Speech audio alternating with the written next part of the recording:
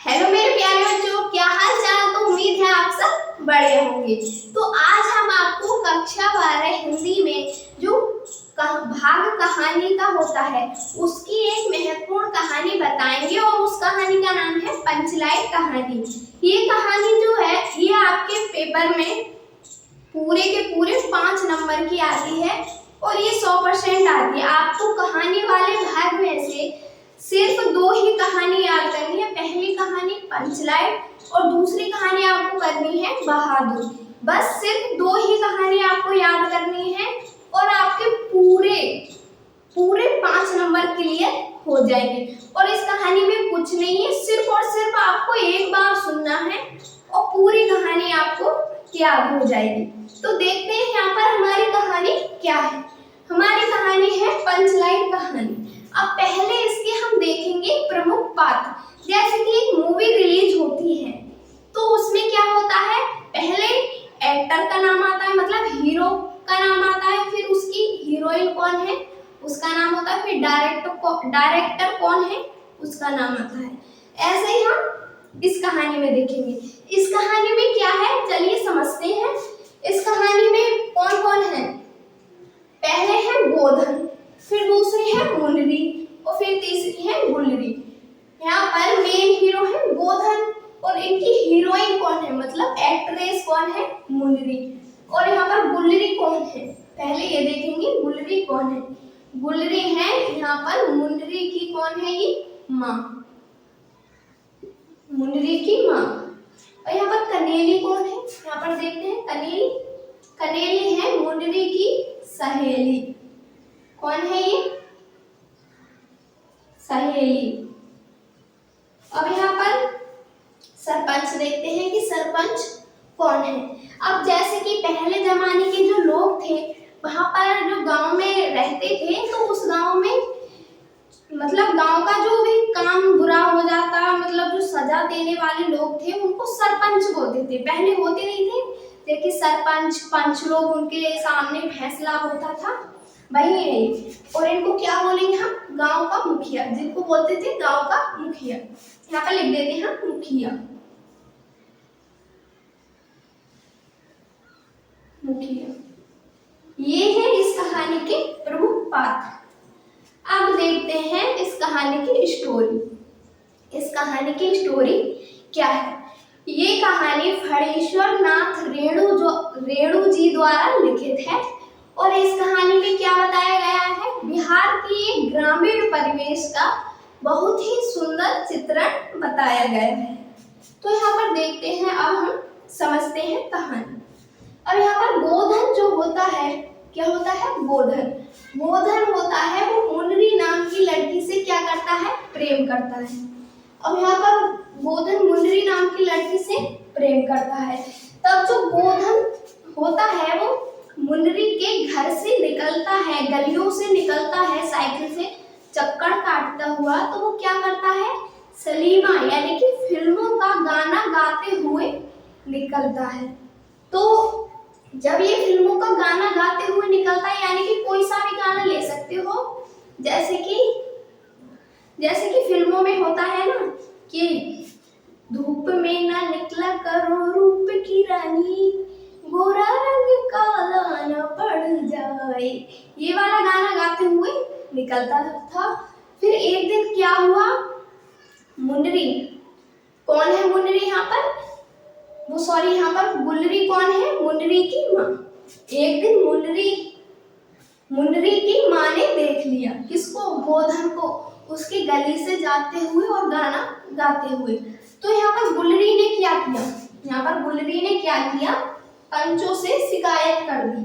किससे, पंचों से। जब पंचों से शिकायत कर दी तो यहाँ पर पंचों ने क्या किया, ये जो गोधन है इसका खाना पानी यानी कि हुक्का पानी बंद कर दिया और इसे क्या कर दिया, बिरादरी से बाहर निकाल दिया।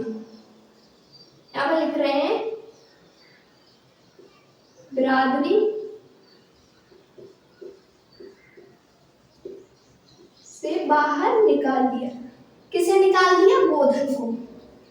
अब ये लव स्टोरी यहीं पर खत्म होती है। अब आगे देखते हैं जब उसे बरादरी से बाहर निकाल दिया, फिर एक दिन वहां पर क्या लगा, रामनवमी का मेला लगा। क्या लगा, रामनवमी का मेला। रामनवमी का मेला। जब वहां पर रामनवमी का मेला लगा तो जो गांव के लोग थे उन्होंने क्या किया, पूरे गांव से चंदा इकट्ठा करके एक पंचलाइट खरीद कर लाते हैं। क्या लाते हैं, पंचलाइट। पंचलाइट। अब यहीं से हमारी क्या होती है, कहानी स्टार्ट होती है। जब वो पंचलाइट खरीद कर लाते हैं तो सारे लोग बहुत खुश होते हैं, बहुत ही ज्यादा। और जो पंचलाइट खरीदने के बाद जो पैसा बचता है उसका क्या करते हैं, उसको वो पूजा पाठ की सामग्री खरीद लेते हैं। और फिर पंचलाइट को क्या ले आते हैं, घरे ले आते हैं, उसकी पूजा पाठ करके। और सरपंच जी बोलते हैं कि आज रात इस गांव में ढिबरी नहीं चलेगी। ढिबरी जानते हो, ढिबरी किसे कहते हैं? जैसे कि पहले जमाने के लोग थे वो क्या करते थे, अपने घर में रात को, पहले बिजली तो होती नहीं थी, तो वो अपने घर में रात को ढिबरी जलाकर रख लेते थे। इसलिए उन्होंने क्या किया, मना कर दिया, क्योंकि क्या आ गई थी पंचलाइट, जिसको हम क्या बोलते हैं, लालटेन। अब एक के जमाने में लोग बोलते हैं लालटेन। जब ये आ गई, पंचलाइट आ गई, तो मुखिया ने सबको मना कर दिया कि आप ढिबरी मत जलाओ। फिर लोग बहुत ही खुश थे, बहुत ही उत्साह थे। तो बात यह आती है यहाँ पर कि जब पंचलाइट आ गई, लेकिन अब इसे जलाने वाला कौन है, अब इसे जलाएगा कौन? क्योंकि जो गांव के लोग थे वो बहुत ही ज्यादा सीधे साधे थे, उनको पंचलाइट जलाना आता नहीं था। लेकिन तभी जब सब सोच विचार में पड़ गए कि अब इसे कौन जलाएगा, क्या होगा, तो तभी वहां पर क्या होता है, ये जो हीरोइन है हमारी मुन्नरी, ये वहीं पर बाजी मार जाती है। क्या कहती है कि हाँ, गोधन तो पंचलाइट जलाना जानता है। तो ये क्या करती हैं, मुन्नरी अपनी सहेली, इनकी सहेली कौन है, कनेली। यहाँ पर ये है कनेली, अपनी सहेली कनेली के कान में चुपके से बता देती है कि हाँ, वो गोधन पंचलाइट जलाना जानता है। और कनेली क्या करती है, वो बात सरपंच तक पहुंचा देती है। क्या पहुंचा देती है, सरपंच तक पहुंचा देती है कि गोधन पंचलाइट जलाना जानता है। जब पंच तक पहुंचा देते हैं तो पंच भी बेचारे क्या करें, क्योंकि जो दूसरी टोली के लोग थे, जब इनकी पंचलाइट नहीं जल रही थी तो वो इनका हंसी मजाक बना रहे थे। कह रहे थे कि इसके सामने, यानी कि पंचलाइट के सामने 8-9 उठक, कान पकड़ के 8-9 उठक बैठक लगाओ, पंचलाइट अपने आप जल जाएगी। ऐसी हंसी बना रहे थे। तब यही सब सोच समझ के सरपंच ने कहा, यानी कि कुछ आदमियों को भेजा, मतलब कुछ लोगों को भेजा गोधन के घर। किसके घर, गोधन के घर पर भेजा कुछ लोगों को। फिर लेकिन गोधन भी बड़ा सख्त आदमी था, मतलब सख्त था, तो उसने मना कर दिया कि जिसने मेरी बेइज्जती की है वही मुझे बुलाने आएगी, तभी मैं आऊंगा ये पंचलाइट जलाने।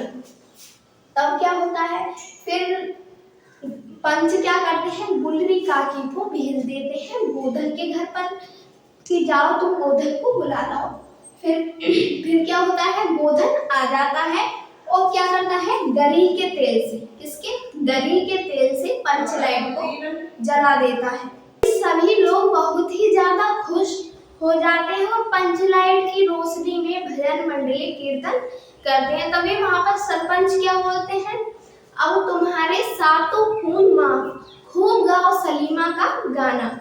तो वहां पर सभी लोग बहुत ही खुश होते हैं, उत्साह होते हैं, कीर्तन करते हैं और भजन गाते हैं। बस यही इस कहानी का सारांश है। अब हम इसे देखते हैं कि इसको लिखते कैसे हैं, मतलब कैसे लिखेंगे। तो चलिए इसे देखते हैं। पर हमारी कहानी में लिखा है, इसके सारांश में लिखा है, पंचलाइट कहानी फणीश्वर नाथ रेणु जी की क्या है, आंचलिक कहानी है। इस कहानी में बिहार के पिछड़े गांव के परिवेश का बहुत ही सुंदर चित्रण किया गया है। इस कहानी में क्या किया है, बिहार का जो पिछड़ा गांव है उसके परिवेश का बहुत ही सुंदर चित्रण किया गया है। फिर आगे लिखा है यहाँ पर, इस गांव में गोधन नाम का एक लड़का है। कौन है, गोधन नाम का एक लड़का है जो क्या है, जो गांव की मुनरी नाम की लड़की से प्रेम करता है। फिर लिखा है, मुनरी की माँ गुलरी काकी ने गांव के पंचों से क्या की थी, शिकायत की थी कि वह उसके घर के सामने से सिनेमा का गाना गाते हुए गुजरता था। कौन गुजरता था, गोधन गुजरता था। फिर है, इस कारण से गांव के पंचों ने उसका हुक्का पानी बंद कर दिया, यानी कि उसे बिरादरी से बाहर निकाल दिए। यहाँ पर लिखा है बिरादरी से बाहर निकाल रखा। फिर लिखा है यहाँ पर, एक दिन रामनवमी के मेले से गांव वालों ने क्या किया, एक पंचलाइट खरीद लाते हैं। क्या करते हैं, गांव वाले एक पंचलाइट खरीद कर लाते हैं। यहाँ पर आप वाले लिख लेना।